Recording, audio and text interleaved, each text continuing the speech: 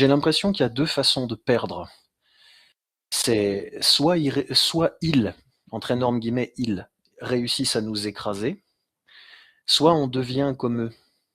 Et pour tomber dans ni l'un ni l'autre défaut, c'est là qu'il y a besoin quand même d'un parrainage qui des fois un peu rentre dedans, mais avec toujours de la gentillesse et du rattrapage. Parce que Mhm. tu sais, les plus méchants dans l'entreprise sont souvent des anciens idéalistes à qui on a fait du mal.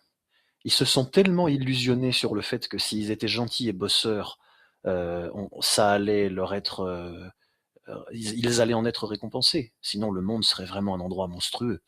Que, au bout de 20 ans, à se faire avoir, c'est tellement insupportable que quand il y a un point de rupture, on passe du côté du méchant parce que maintenant, il faut se venger. Il y a ça dans le film Swimming with Sharks avec Kevin Spacey.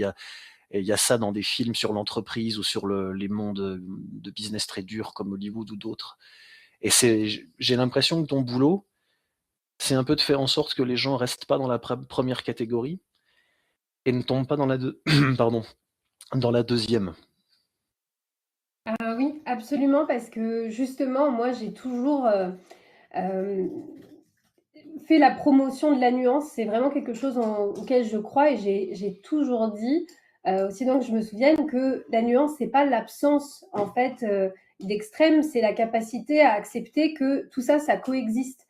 Que effectivement, il y ait des gens bien intentionnés, qu'il y ait des gens extrêmement mal intentionnés dans le monde du travail, et que on puisse soi-même être les deux parfois, qu'on puisse avoir aussi en soi ces polarités-là, même si on a l'impression d'être une personne bien sous tout rapport, qu'on a le droit aussi parfois d'envier jalousement un collègue ou de ronger son frein face à un manager qu'on trouve absolument débile et une imposture flagrante. Tu vois, c'est des trucs un peu de...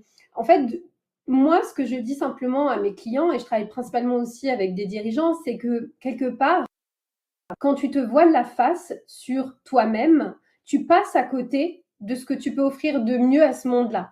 Et pour moi, pour arriver à toucher du doigt cette vérité, il faut que tu puisses être, comment dire, enclin à aller voir et aller creuser aussi en toi ce qu'il y a de beau, ce qui est valorisé, tu vois, je suis ambitieux, je suis un bosseur, nanana, tu vois, tous ces trucs qu'on aime bien dire quand on parle un peu du pourquoi est-ce qu'on fait ce qu'on fait, mais aussi cette capacité à aller voir des choses beaucoup moins glorieuses, qui sont des choses qu'on n'avoue pas toujours et qui sont pourtant aussi constitutives de nos comportements, de nos choix, de nos décisions.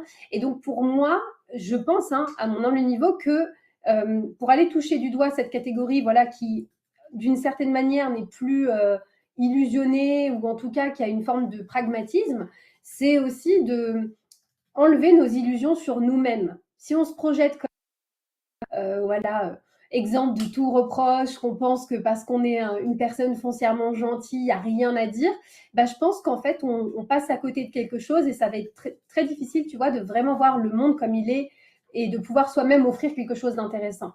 Je ne sais pas si je pars pas trop loin, mais c'est un peu comme ça que je répondrai à ta question.